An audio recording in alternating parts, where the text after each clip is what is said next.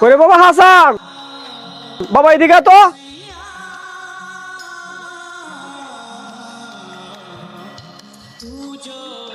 কেডা আব্বা, কিছু লাগবো? না বাবা কিছু লাগবে না। তোর একটা কথা জিগামু জিগামু করে অনেকদিন ধরে ভাবতাছি আর জিগাই না। আব্বা কি কইবা কও। তোর আগের মা মারা যাওয়ার পরে তো আমি নতুন একটা বিয়ে করছি।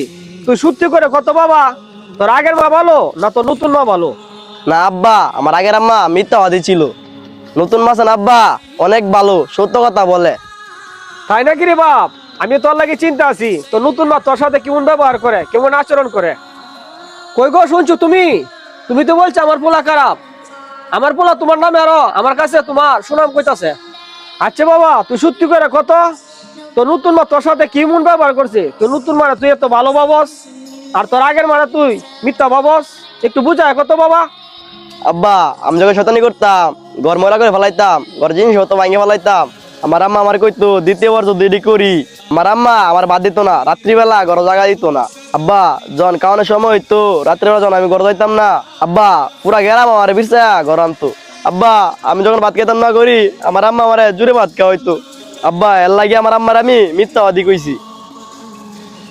আব্বা নতুন মা অনেক ভালো মানুষ, সত্যবাদী। পরশুদিন আমার হাত থেকে একটা গ্যালাস ফিরে ভাঙিছিল রাগে আমারে কয় এডি পরিষ্কার কর। দ্বিতীয়বার আর যদি তুই কিছু ভাঙ্গস, কোনো ভুল করস, তোরে বাদ দিব না, তোর ঘরে আটকা রাখুম। আব্বা কালকে রাত্রে এর একটা বাড়ি আমার হাতে বুড়া ভাঙে গেছিল গা। সে অনেক সত্যবাদী, তার কথা অক্ষর অক্ষর পালন করছে আব্বা। আব্বা কালকে রাইতে আমার বাদ দেন আব্বা, 2 দিন ধরে আমি কিছু খাই না আব্বা। আব্বা আমি অনেক ক্ষুধার্ত আব্বা, আমার পেটটা অনেক চলতেছে আব্বা। কালকার থেকে এক ফুটা পানিও দেয় নাই আমার আব্বা, ঘরে আটকে রাখছে আব্বা।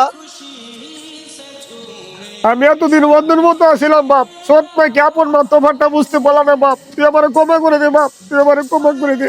তোর বাচ্চা তোমার বাড়তে বাইরো। আব্বা তুমি আমার কিচ্ছা করে না আব্বা।